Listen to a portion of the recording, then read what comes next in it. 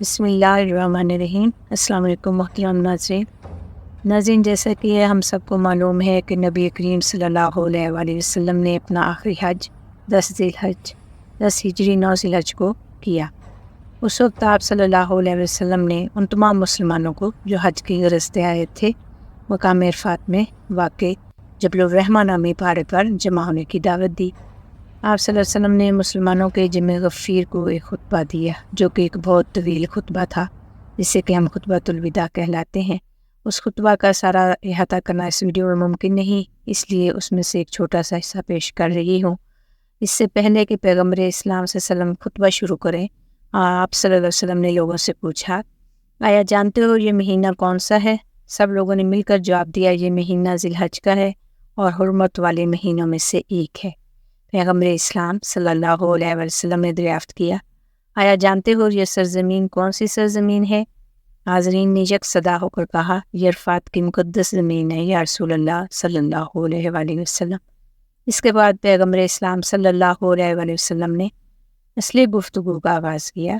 پہلے آپ صلی اللہ علیہ وسلم نے اللہ کا نام لیا اور اللہ کی حمد و ثنا کے بعد شہادتیں پڑھیں، پھر یوں کہنا شروع کیا، اے اللہ کی امت، میں تمہیں نصیحت کرتا ہوں کہ ہمیشہ اللہ کا خوف رکھو اور اس کی اطاعت کرو۔ میں جو کچھ کہتا ہوں غور سے سنو اور اس پر بھی عمل کرو۔ شاید یہ آخری بار ہے کہ میں اس مقام پر مسلمانوں کے عظیم اجتماع میں شرکت کر رہا ہوں، اور اللہ ہی بہتر جانتا ہے پھر تم لوگوں کے ساتھ یہاں آ سکوں گا یا نہیں، اور تم لوگوں سے اے اللہ کی امت دوبارہ ملاقات ہو سکے گی یا نہیں۔ اے لوگو، اگر تم اللہ سے ڈرتے رہے اور اس کی اطاعت کرتے رہے تو یقین رکھو کہ تمہاری جان و مال اور عزت و ناموس ہر طرح کے گزند سے اس وقت تک محفوظ رہیں گے جب تک اللہ تمہیں اپنی طرف بلا نہ لے، کیونکہ تمہاری جان اسی کے قبضے میں ہے۔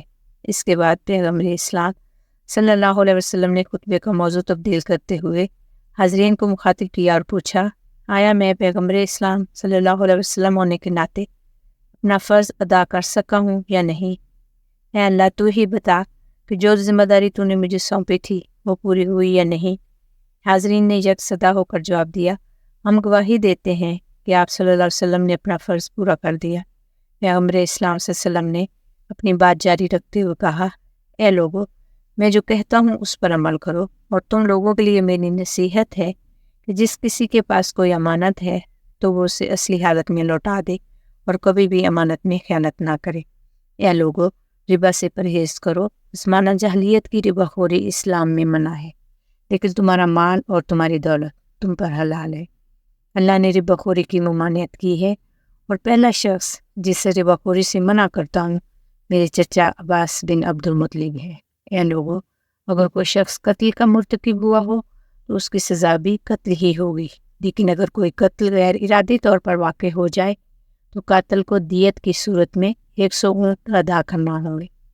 تاہم غیر ارادی قتل کے سلسلے میں 100 اونٹ سے زیادہ کا مطالبہ نہیں کرنا چاہیے، اور جو کوئی ایسا کرے تو جان لے کہ اس نے دور جاہلیت کی رسومات کی پیروی کی ہے۔ اللہ تعالیٰ ہمیں توفیق عطا فرمائے کہ ہم سیرت النبی صلی اللہ علیہ وسلم پہ عمل کریں۔ کروڑوں درود و اسلام آقائے دو جہاں سرور کونین حضرت محمد مصطفیٰ صلی اللہ علیہ وسلم اور آپ صلی اللہ علیہ وسلم کی آل پر۔ والسلام۔